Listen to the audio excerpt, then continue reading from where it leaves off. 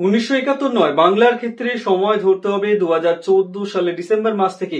এই সময়কালে যে সকল মানুষ পশ্চিমবাংলায় বসবাস করেছে তাদের প্রত্যেককে নিঃশর্তে নাগরিকত্ব দিতে হবে, এমনটাই দাবি তুললেন সিপিআইএম দলের কেন্দ্রীয় কমিটির সদস্য সুজন চক্রবর্তী। তিনি সাংবাদিক সম্মেলনে বলেন, আসাম এবং পশ্চিমবাংলা এক নয়। যে যত গরিব তার কাছে সরকারি নথি তত কম। সাধারণ মানুষ এক দেশ থেকে ভাসতে ভাসতে অন্য দেশে এসেছেন, সেখানেও কখনো দক্ষিণ 24 পরগনা, কখনো বর্ধমান, আবার কখনো মুর্শিদাবাদে জীবন জীবিকার তাগিদে ভাসতে ভাসতে চলে গিয়েছেন। তাই তাদের কাছে সমস্ত নথিপত্র থাকা সম্ভব নয়। ধর্মের ভিত্তিতে নয়, বরং 2014 সালের আগে যে সকল মানুষ উদ্বাস্তু হয়ে এই দেশে এসেছেন তাদের সবাইকেই নাগরিকত্ব দিতে হবে। দেখুন, এবং এটাতে শুধু মাইনরিটি মানুষ তারা বিপদে পড়ছেন, অথবা শুধুমাত্র মধুয়া সমাজের মানুষ বিপদে পড়ছেন, অথবা শুধুমাত্র উদ্বাস্তু মানুষ বিপদে পড়ছেন, ছোট করে দেখা হচ্ছে। শুধু এইটুকুই না, যদি নথি হয় ভিত্তি আমার নাগরিকত্বে, তাহলে যে যত গরিব তার তত নথি হয়।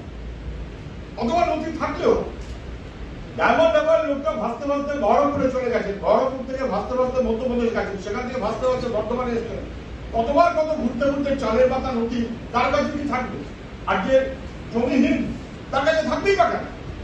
মানে যত গরিব তার তত নথির যোগ কম, শক্তি কম, অতএব তার কাছে বিপদটা অনেক বেশি।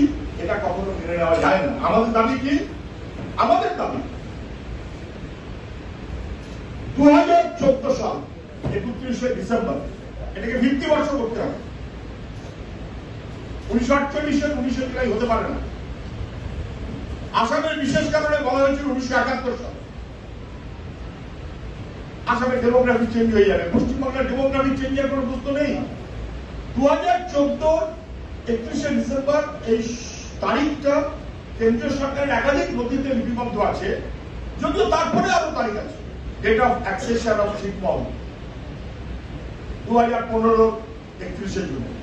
মানে 2014 31শে ডিসেম্বর আর তারপরে যে কোনো তারিখ গ্রহণযোগ্য, তার আগে যাওয়া যাবে। এটা ভিত্তিবর্ষ।